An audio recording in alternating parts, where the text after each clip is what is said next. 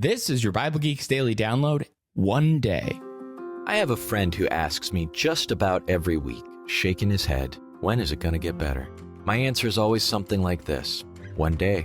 These two words summarize a hope that some future day, Jesus will change all that isn't working here. One day. One final future day.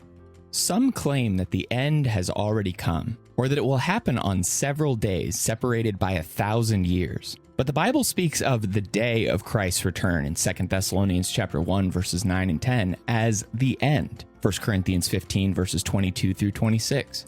The last day, John 6, verses 39 through 54. And an hour when all the dead will rise and judgment will come, John chapter 5, verses 29 through 30. Not a millennium, a day.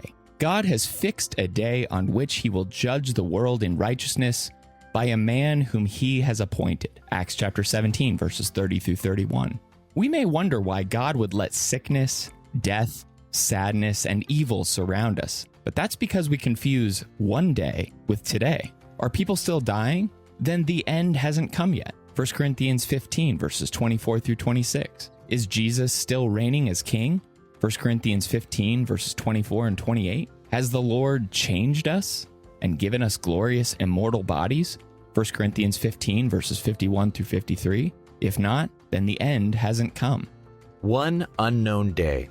We can't predict that day by watching the news for signs. Jesus said, "But concerning that day and hour, no one knows, not even the angels of heaven, nor the Son, but the Father only. Therefore you also must be ready, for the Son of Man is coming at an hour you do not expect." Matthew 24, 36 and 44. Paul says the day of the Lord will come like a thief in the night, and compares it to the way labor pains come upon a pregnant woman. 1 Thessalonians 5, verses 2 and 3. We don't know the date, but it shouldn't catch us off guard since we live with that day in mind every day. 1 Thessalonians 5, verses 4 through 6. We live in the light of the one day. Most people sleepwalk through life, barely aware of the most important realities. We can go on autopilot too, reacting unwisely to the events around us and the impulses within us. As Paul said, the hour has come for you to wake from sleep, for salvation is nearer to us than when we first believed. The night is far gone, the day is at hand. So then let us cast off the works of darkness and put on the armor of light. Let us walk properly, as in the daytime. Romans chapter 13, verses 11 through 14.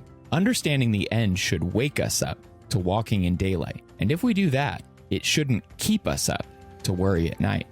So keep your eyes open and live in the light of that day. It's nearer to us now than ever before, as Paul says in Romans 13:12. And each day brings us closer to that glorious someday. Thanks for tuning in, and may the Lord bless you and keep you today. Shalom.